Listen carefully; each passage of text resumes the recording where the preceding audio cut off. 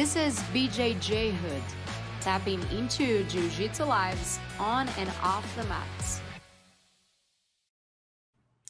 Hello, we are back. This is the BJJ Hood podcast. I'm Babi, your host, and we're here to share inspirational stories about women in Jiu-Jitsu and how the martial art changed their lives. You know already that your support it's really important, so make sure you're following us on YouTube. We'll have subtitles in English for all the interviews that are in Portuguese there, and subtitles in Portuguese for all the interviews that are in English. Make sure you're following us on Instagram, on your favorite podcast platform. That's where you're going to get some information about our guests and some information about the new episodes that are coming out. Remember, every episode comes out on Thursdays, so once a week. And your support, it's really, really important. So make sure you are sharing those episodes that you like with your friends, with people that you think that could learn something from us here at the BJJ Hood podcast. This episode's going to be in Portuguese, so I'm going to switch now. Don't forget on YouTube, you can find the subtitles in English for this episode, so you can just go ahead there. Or if you are on Spotify, we have video here too, and you're going to be able to see that with subtitles. Hoje com a gente aqui, a gente tem uma convidada especial, Júlia Alcântara. Ela é faixa roxa de jiu-jitsu, começou a treinar em agosto de 2020. E além de fazer jiu-jitsu, ela é apresentadora, atriz, cerimonialista e locutora. E ela usa as redes sociais aí para inspirar outras mulheres a serem mais saudáveis, a treinar jiu-jitsu. Ela traz bastante conteúdo super legal por lá. Júlia, muito bem-vinda ao BJJ Hood Podcast. Obrigada por falar com a gente hoje aqui. Oi, gente, eu que agradeço o convite. Eu tô assim muito feliz e muito honrada em fazer parte desse projeto tão importante, que também já é uma inspiração para mim. É muito bom poder falar com outras mulheres, né, sobre o jiu-jitsu, e só a gente sabe o quanto isso transforma as nossas vidas. Então, muito bom estar aqui. Que bom. A gente gosta de começar sabendo um pouco mais da sua história, deixando você se apresentar um pouco mais. Me conta como é que você encontrou o jiu-jitsu na sua vida, como é que você decidiu começar a fazer o jiu-jitsu. Então, eu treinava assim desde a adolescência em uma academia que era a academia de musculação e tinha o jiu-jitsu, né? Que é o forte da academia, na realidade, é o jiu-jitsu. Mas assim, nunca me imaginei fazendo. Eu via as pessoas fazendo, isso desde os 16 anos, assim. Nossa, legal, muito legal, mas não é pra mim. Eu falava que não era pra mim. E daí passou assim 10 anos depois, eu com 25 anos, aí eu tava treinando CrossFit nessa academia, né, que também daí abriu também o CrossFit, e algumas amigas que faziam CrossFit, elas faziam jiu-jitsu e ficavam: Júlia, você tem que experimentar, vamos fazer uma aula experimental, vamos pro jiu-jitsu. Eu falava: gente, não é pra mim, eu não vou bem nesse esporte. Assim, eu fiz balé a minha vida inteira, então eu nunca me imaginei fazendo jiu-jitsu. E aí, ao mesmo tempo, eu comecei a enfrentar um episódio que daí não foi tão legal, um stalker pelas redes sociais. Ele começou a me perseguir, assim, eu fiz boletim de ocorrência, mas era um momento que eu tava me sentindo muito insegura e com muito medo de tudo. Eu tava andando com muito medo. E aí, o convite das minhas amigas, junto nesse momento, né, que eu tava me sentindo tão insegura, eu falei: talvez eu possa aproveitar alguma coisa. Mas assim, eu fui fazer uma aula, tipo, gente, ó, vou fazer aqui, não vou bem, e daí não vai rolar mesmo, sabe? Pra falar: chega, vocês não precisam mais me chamar. De repente eu fiz uma aula e eu saí assim, do tatame direto pra recepção encomendando kimono. Tipo, completamente apaixonada. É muito normal isso, né? Eu agora conversando com muitas meninas quando elas começam a fazer jiu-jitsu, a maioria pensa isso. E essa é uma das perguntas que eu queria te fazer. O que é que passava na sua cabeça quando você viu o jiu-jitsu e você pensava: não, isso não é para mim? Vindo desse background, dessa formação aí já de bailarina, que é bem mais feminino do que o jiu-jitsu, é meio que o oposto do jiu-jitsu. O que é que passava na sua cabeça quando você via os treinos e você: não, isso não é para mim? Eu sempre me coloquei num lugar muito de fragilidade. Então, eu nunca me vi como eu me vejo hoje. E é por isso que eu falo que o jiu-jitsu mudou a minha vida. Porque eu me via como, assim, uma menina que não tinha força, não tinha jeito para esse tipo de coisa. Era muito fraquinha, muito desajeitada. Então, eram muitas coisas negativas que eu me relacionava a mim. e foi o que mudou completamente. Mas era por isso, sabe? Eu achava que eu não iria me dar bem nesse tipo de esporte. Eu nunca fui aquela criança, tipo, espoleta, que faz as coisas, que dá estrela, que dá cambalhota. Eu nunca fui assim. Então, eu sempre fui bem menininha. Então, eu acho que eu me coloquei nesse lugar de ser muito frágil e não me achava capaz. Eu acho que é muito legal você falar isso, porque é uma coisa que eu acho que não é só com você, tem muita mulher, né? Eu, por exemplo, eu já tive uma infância onde eu era mais esportiva, eu sempre estava jogando, tentando jogar futebol, tentando jogar vôlei, eu jogava handball, então eu já tinha um contato maior com outros esportes. Eu tentei fazer balé e eu tinha ódio porque eu não conseguia fazer nada do que a professora de balé passava. Tipo assim, eu lembro de arrancar meus cabelos e, meu Deus, por que eu não consigo fazer essa posição? Tipo, a minha sensação era que eu não era delicada de forma alguma e eu não ia conseguir fazer aquilo. Então eu tô do outro lado da história, Sim. né? Comparado com a sua ideia, né, de como você cresceu.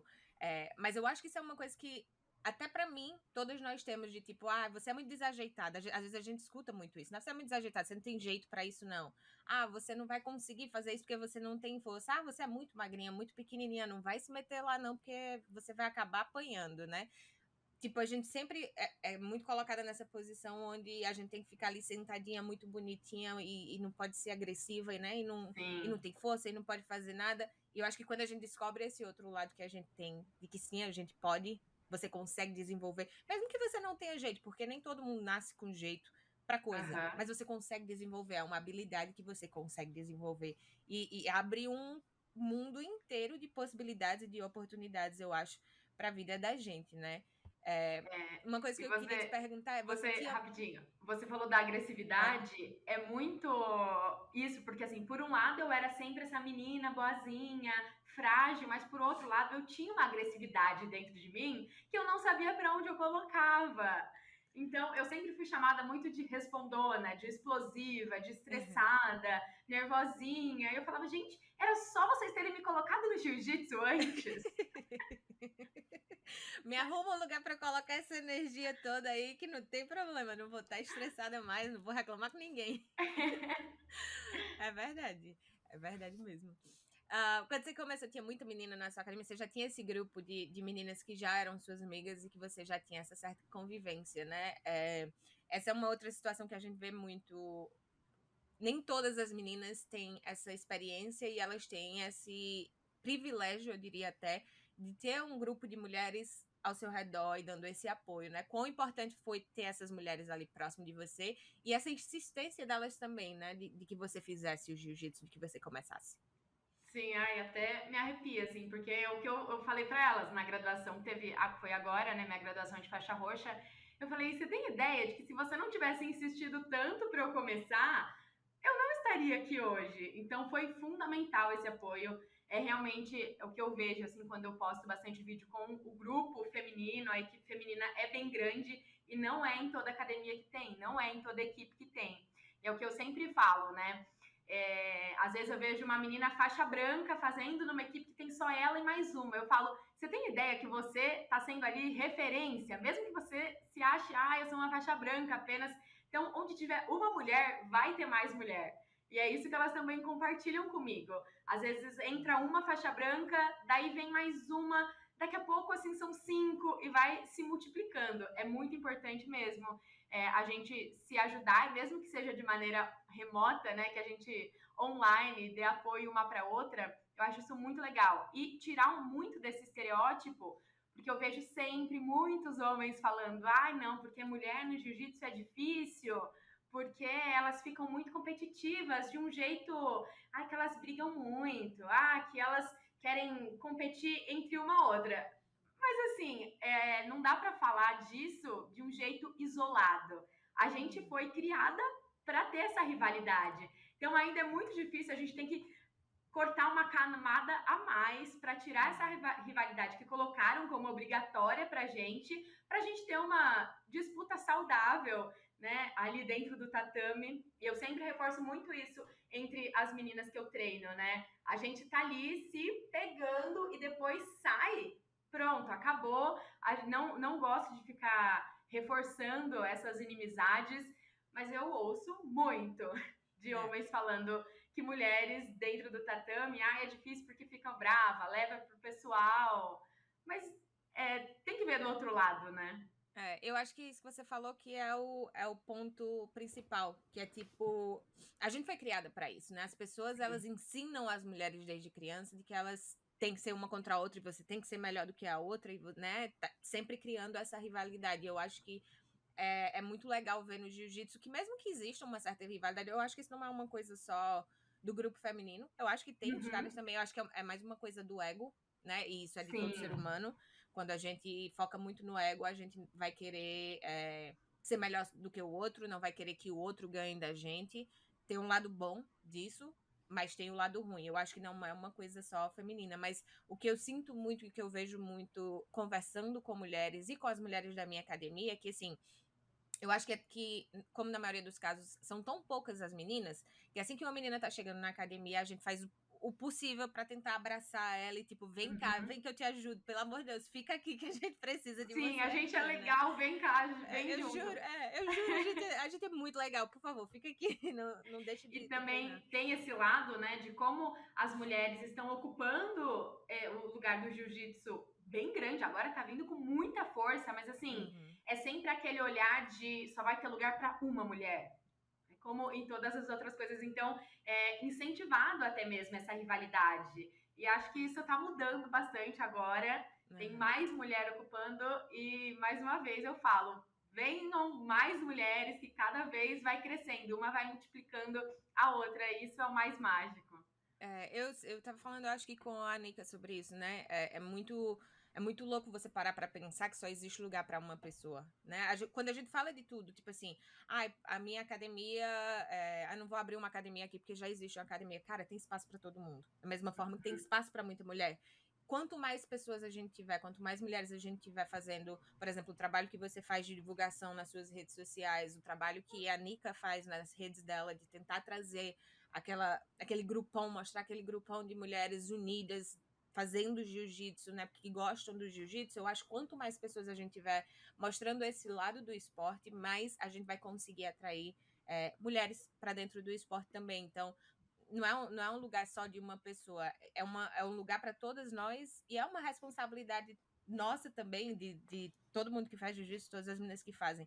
Eu achei muito legal quando você falou isso, de às vezes só tem uma menina faixa branca na academia, e ela tentar se ver com esses olhos, não de tipo assim, meu Deus, eu sou a única faixa branca aqui, quem sou eu? Não, pô, Sim. você é a única mulher faixa branca, tipo, talvez esteja nas suas mãos a responsabilidade de abrir os braços para essas meninas que estão chegando, de tratar elas bem, de tentar mostrar para elas o que é que o jiu-jitsu está fazendo por você, né? Para que elas possam ficar. E quem sabe você vai chegar ali lá na frente, uma faixa roxa, faixa marrom, faixa preta, e você vai ser a inspiração para essas meninas. Então, a gente tentar encontrar essas coisinhas, o quão diferente que a gente é, mesmo que a gente não esteja num ambiente onde já existem muitas mulheres, que nós sejamos essas mulheres para abrir essas portas, né? Para dar essa oportunidade para essas outras meninas. Eu acho que isso é muito importante. Falando sobre isso, queria que você me falasse um pouco mais, assim, o que é que o jiu-jitsu mudou na sua vida, né? Você falou dessa experiência com o Stalker, que eu imagino que nada tenha acontecido, que tenha ficado só no online, você tenha conseguido resolver. Mas o que é que você sentiu, assim, que mudou no geral na sua vida? O que é que o jiu-jitsu fez por você até hoje? Nossa, foi uma transformação mesmo.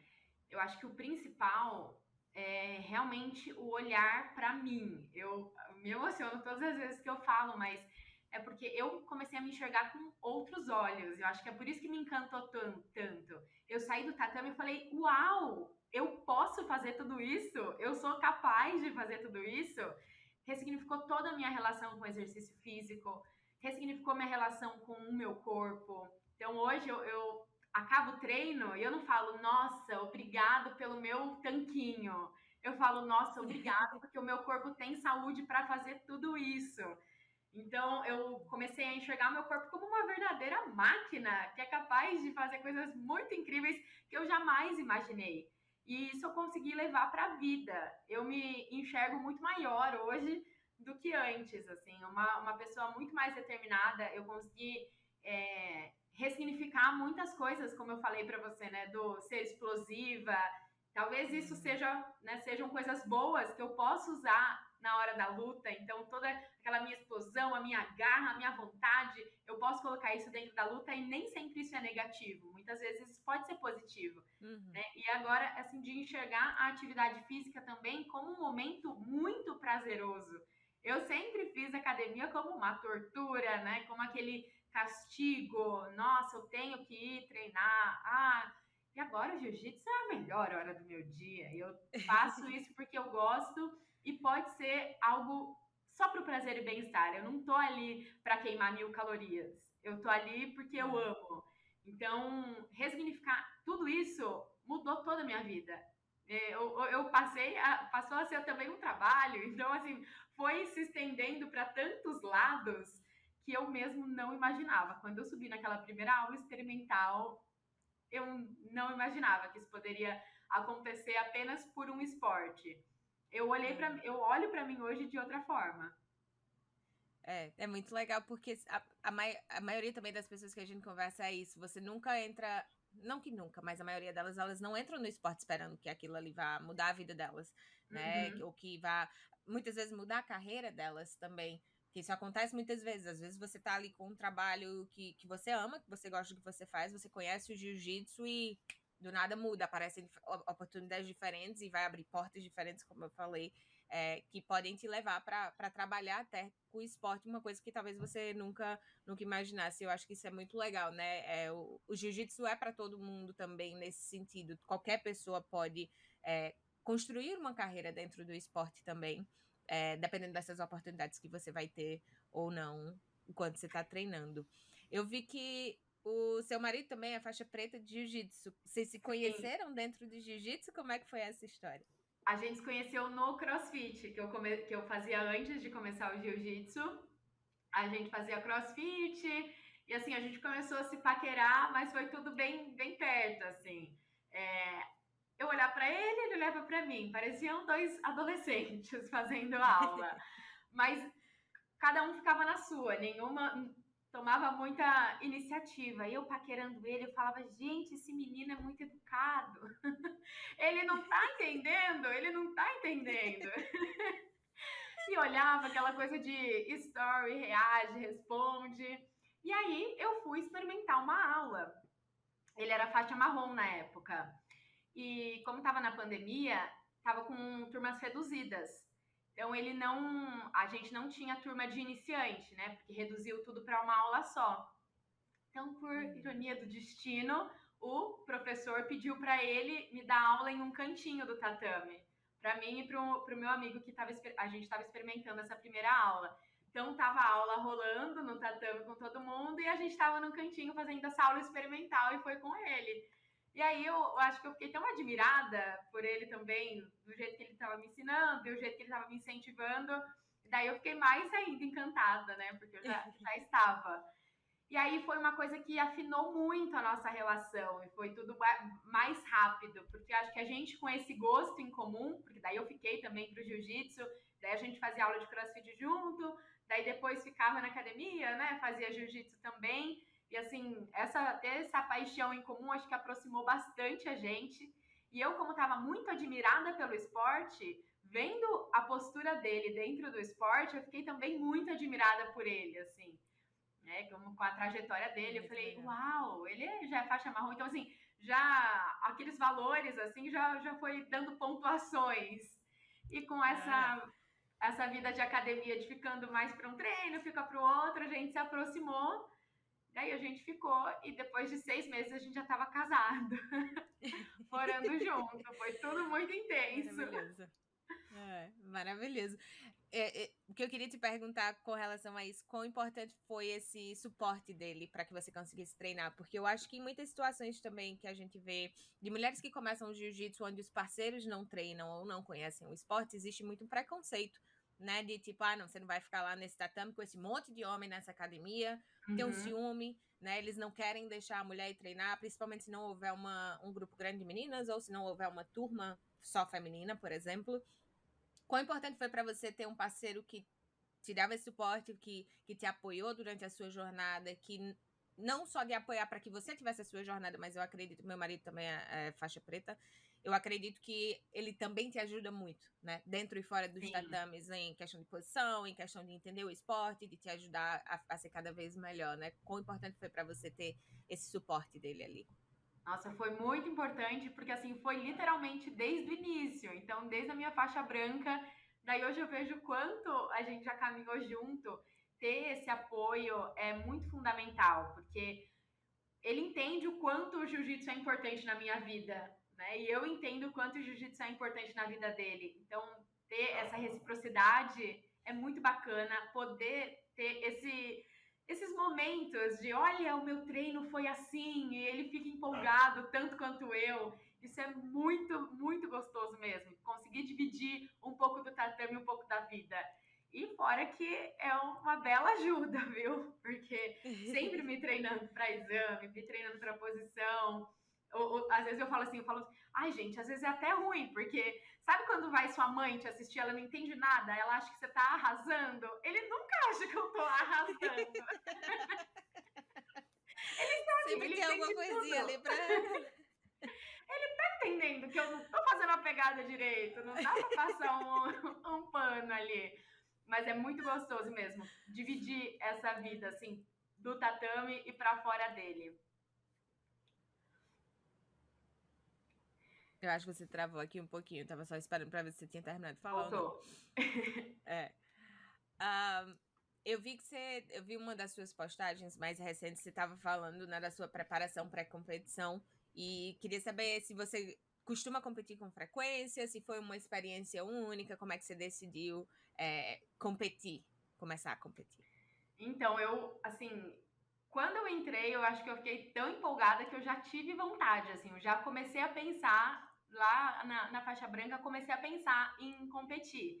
E vendo as outras pessoas também, nunca foi um pensamento de, nossa, vou fazer uma carreira em competições, vou viajar para isso, mas eu sempre fui uma pessoa competitiva, então eu queria ter essa experiência, porque como eu me sentia capaz, eu falei, eu quero explorar isso de todas as formas possíveis.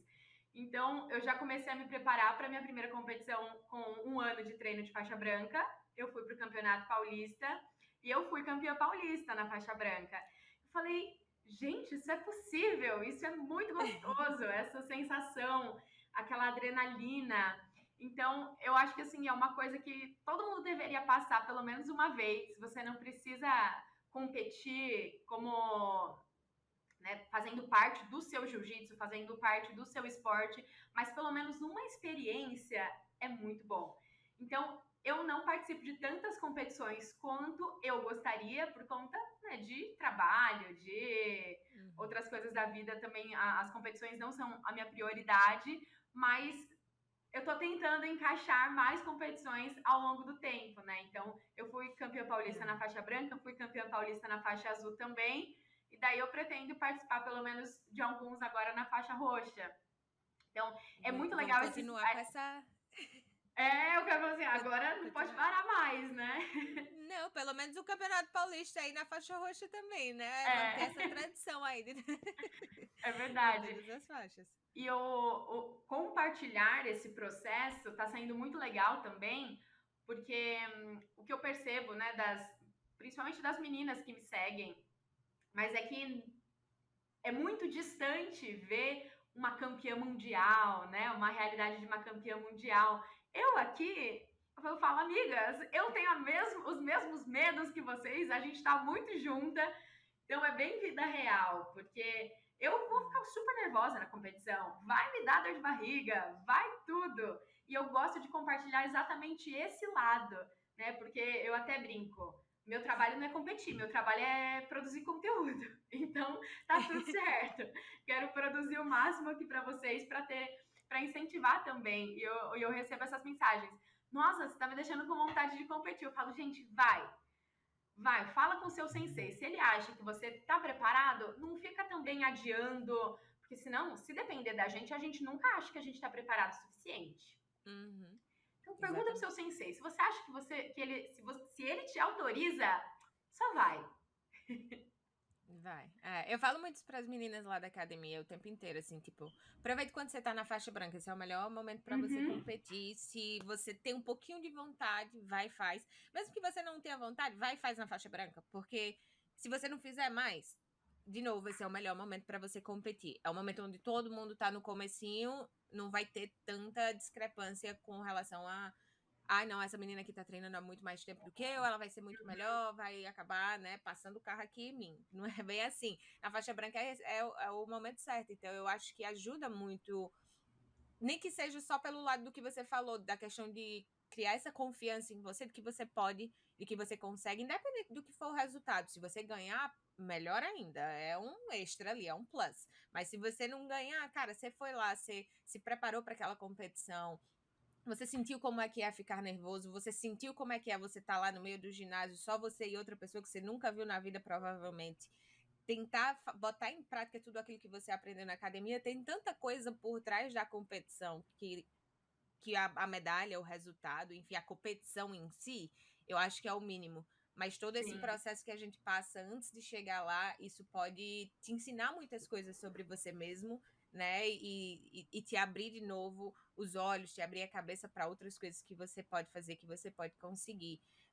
Eu acho que é muito legal você estar inspirando essas meninas também dessa forma, né? Eu sou só uma pessoa normal aqui, eu não sou uma atleta de ponta, isso não é o meu foco, mas eu tô lá, eu tô fazendo e eu tô mostrando pra vocês como é que é o sentimento, como é que é essa preparação e como é que é o pós. Porque o que eu falo pra todo mundo também, ó, se você perder, na segunda-feira a gente vai estar aqui treinando do mesmo jeito. Se tu perder ou se tu é, ganhar, tu vai estar aqui treinando do mesmo jeito na segunda-feira.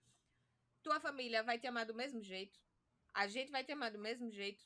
Não vai mudar em nada. Então, o que vai mudar vai ser para você. Como que você vai sim, se sentir? Qual é o que é que essa experiência vai trazer para você, né? Qual o sentimento que você vai ter e o que é que pode mudar na sua vida dentro e fora do tatame depois dessa experiência. Tudo isso só quem ganha é, é você mesmo competindo, né? Então eu acho com que é certeza. super legal para elas verem esse outro lado, não só do É, atleta. Você eu tava. acho que Vai lá. a melhor coisa que eu fiz foi realmente participar de um campeonato na faixa branca, porque é muito assim, sou faixa branca, tá tudo certo. Se eu ganhar, uhul, se eu perder, tá tudo bem também. Mas isso Uhum. de o que muda é só pra gente, pra mim foi muito importante a preparação, os meus treinos. Só de eu saber que eu ia competir, eu falei, eu quero ser assim, quero dar o meu melhor em cada treino. Eu quero saber que eu cheguei lá fazendo o que era possível para mim. Talvez não seja o Aham. suficiente, talvez não seja, mas assim, quero me dedicar em cada treino. Então os treinos eram gostosos, eu falava, uau! Tava me sentindo um pouquinho atleta também, isso é muito legal. Sim. E a primeira vez que eu fui pro Paulista na faixa azul, eu fiquei em segundo lugar, então eu perdi a final. E foi muito importante disso da família, porque o Henrique, meu marido, né, ele tava na torcida e assim, ele continuou me amando da mesma maneira. Então, acho que isso foi muito importante para mim, porque eu tinha muita assim, insegurança de me mostrar também uma pessoa não tão boa para quem eu amo, sabe? Aham. Meio que Fazer esse. desapontar, né? As pessoas que estão ali esperando que você vença, que você ganhe. Exatamente. Não queria desapontar. E assim, ele tava me aplaudindo e gritando e torcendo. Eu falei: olha só, tem muito mais coisa na minha cabeça do que o real. Então, realmente, fui lá, tava tudo normal, tudo, a vida continuou maravilhosa. Continua. Então, essa sensação foi também muito boa. Eu acho que esse é o mais importante, né? Você vê que, de novo, independente do resultado, as pessoas que estão do seu lado, elas vão estar do seu lado. E a gente fala sempre assim desse apoio, né? Acontece o mesmo com o meu marido. Muitas vezes ele fala assim: caraca, você vacilou ali, mas ó, lutou muito. Na Uhum, segunda-feira, ele vai me dar. Talvez ele me dê uma bronca ali na academia. Assim, vem cá, deixa eu te mostrar aqui aonde foi que você errou para você aprender e você não errar mais. Mas isso não quer dizer que ele não. Tipo assim, que ele tá desapontado ou nada. Ele quer te ajudar, né? Ele quer fazer sim, você evoluir, ele quer fazer você melhorar. Então eu acho que a gente sempre tem que voltar para esse lado de olhar que as pessoas estão ali pela gente, estão ali para dar suporte pra gente, independente do resultado. Eles vão estar felizes só da gente ter feito isso, né? Só da gente ter se colocado naquela situação ali, que é uma situação difícil. Não é fácil, não. Só quem compete sabe como é difícil você uhum, entrar naquele tatame ali e aqueles 5, 6 minutos de luta, Eternos. só, é, só quem E, participa sabe. e assim, isso me amadureceu muito para a vida também, de olhar até mesmo para essa crítica, que nem você falou, que ele quer te ajudar, né? Então, olhar para Uhum, isso de uma maneira mais madura e consciente, uhum. falar, realmente, enxergar quando eu errei, quando eu posso melhorar e levar isso para a vida, assim, não ser aquelas críticas que a gente recebe não serem tão doídas. Uhum, sim, exatamente. Você estava falando das mensagens que você recebe, né, das meninas. Você recebe muito mais mensagem, você acha, das meninas que não treinam e que, ao verem, né, seus vídeos, suas postagens, isso incentiva com que elas treinem? Ou você acha que é mais das meninas que já treinam e que gostam de te acompanhar ali para ver como é que tá a sua evolução e tal? Olha, tem ultimamente bastante menina experimentando jiu-jitsu. Me deixa muito emocionada. Eu falo, eu quero que vocês sintam o que eu sinto também. E elas começam a sentir isso e vêm compartilhar justamente essa emoção desse início do jiu-jitsu, de estar muito apaixonada pelo esporte. Então, acho que agora tá cada vez mais assim. Tô recebendo cada vez mais mensagens de meninas experimentando o esporte e também se apaixonando. E bastante menina no início, né? Bastante assim, faixa branca, faixa azul. Tem bastante Uhum. criançada também, faixa colorida. É muito legal ver umas mirins. Eu falo, gente, que delícia que deve ser ter começado criança, mas todo tempo é tempo. Então, é muito gostoso Sim. quando você percebe que você pode influenciar alguém de tão longe para uma coisa que te faz bem, porque um pouco do meu receio da internet, quando eu comecei, eu tinha muito assim, eu não quero parecer fútil falando de atividade física, eu quero uma grande bobeira, uma grande Uhum. bobeira, mas eu não queria que me vissem como uma pessoa fútil porque eu falo de atividade física, mas agora, hoje em dia eu falo, uau, é uma coisa que me faz muito bem e agora pode fazer bem para outras pessoas também. Com certeza. Quando essas meninas te mandam mensagens, o que é que você acha que é mais comum? Um dos motivos que impedem que elas comecem, e outra coisa é o que é que, quando elas se descobrem apaixonadas pelo jiu-jitsu, assim como foi pra você, né?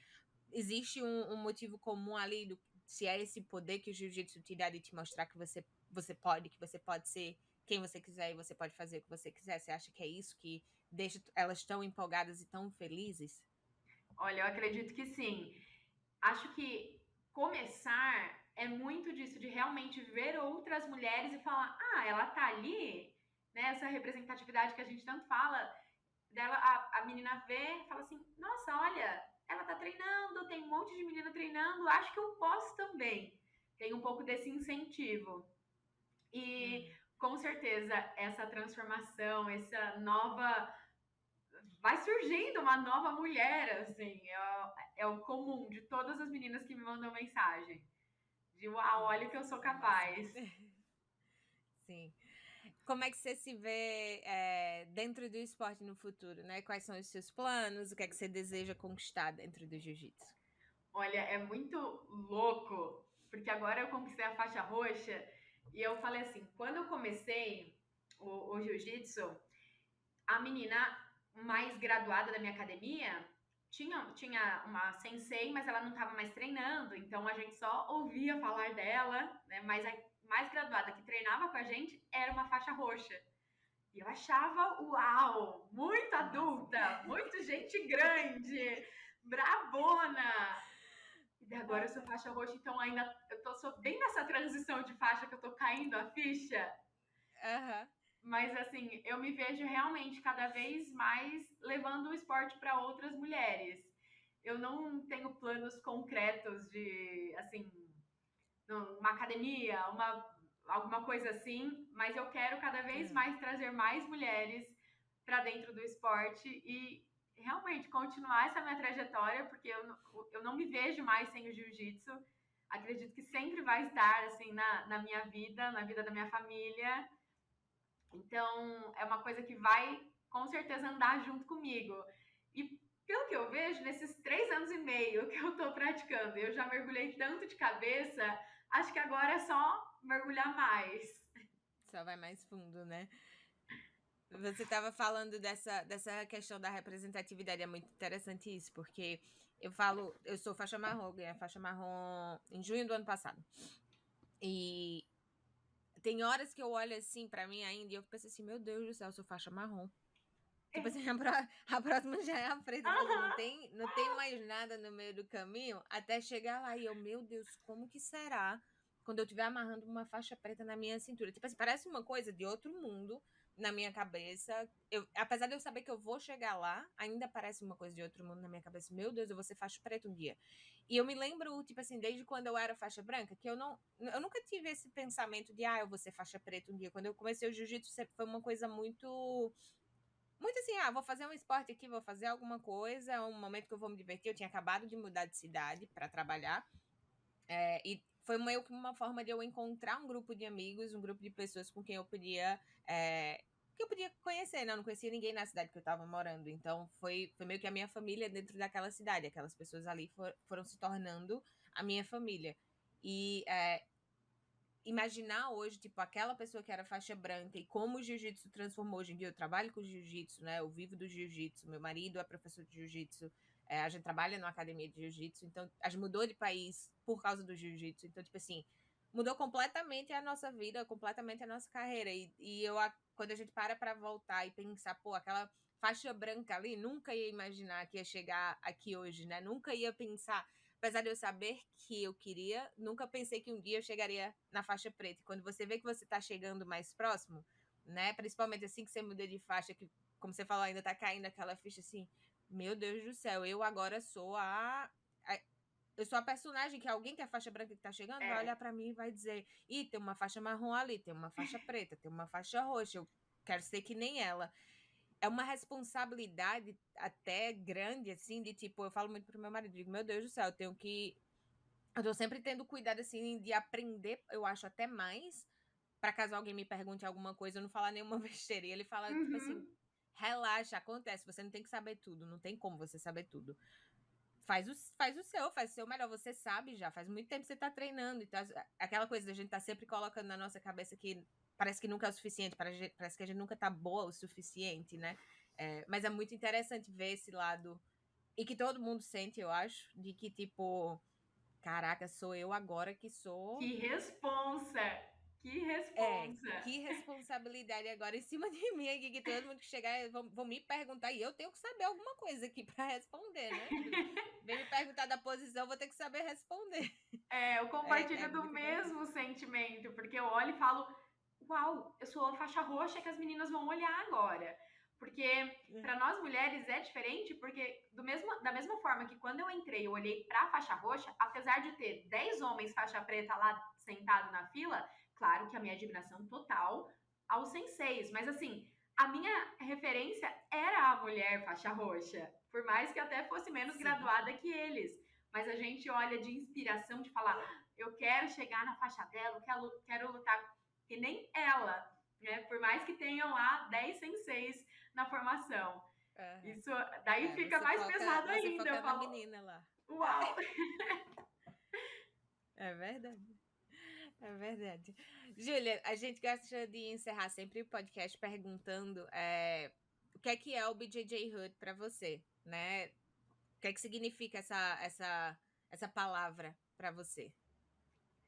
Olha, é realmente uma ligação que me transformou, porque é algo que vai estar presente na minha vida, como eu disse, desde o momento que eu me conectei com o jiu-jitsu, vai continuar na minha vida, me trouxe muita coisa, transformou a minha vida de um jeito que eu não imaginava. Então, é algo que eu quero levar adiante. Maravilhoso. Muito, muito obrigada, Júlia, por tirar seu tempinho hoje e conversar com a gente aqui. Vou deixar o Instagram da Júlia aqui na descrição do episódio, as informações para você seguir ela, se você ainda não segue, e acompanhar um pouco dessa trajetória dela. Muitíssimo obrigada por estar aqui com a gente hoje. Foi um prazer falar com você. Babi, eu adorei o papo. Muito obrigada pelo convite. Espero ver vocês muito mais. Beijo. Com certeza. E você que está assistindo o episódio aqui com a gente. Ai, gente, eu fico tentando falar em inglês, tá misturando aqui na minha mente inglês e Gente, deve ser português. muito Mas difícil. compartilha. É difícil, que eu tô acostumada a falar essa parte em inglês, já tá automático aqui na minha cabeça. Mas eu quero dizer que você compartilhe esse episódio com os seus amigos, para ter certeza que vai chegar para muito mais gente, para as pessoas que ainda não conhecem a Júlia, conhecer o trabalho dela também. Segue a gente no Instagram e no YouTube, a gente vai estar sempre postando por lá quem são os nossos novos convidados da semana, mais informações sobre eles, sobre o podcast também. Os episódios saem toda quinta-feira no YouTube, no Spotify, no Apple Podcast, e você consegue ver os episódios com legenda em inglês ou em português no YouTube e no Spotify. Segue a gente lá na sua plataforma de podcast favorita também, para você não perder nenhum episódio. A gente vai estar de volta na quinta-feira da semana que vem. Tchau, tchau.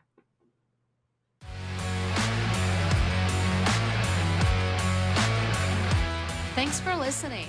Would you like to share your story? Email us at bjjhoodpodcast@gmail.com. You can also follow us on Instagram at bjjhoodpodcast.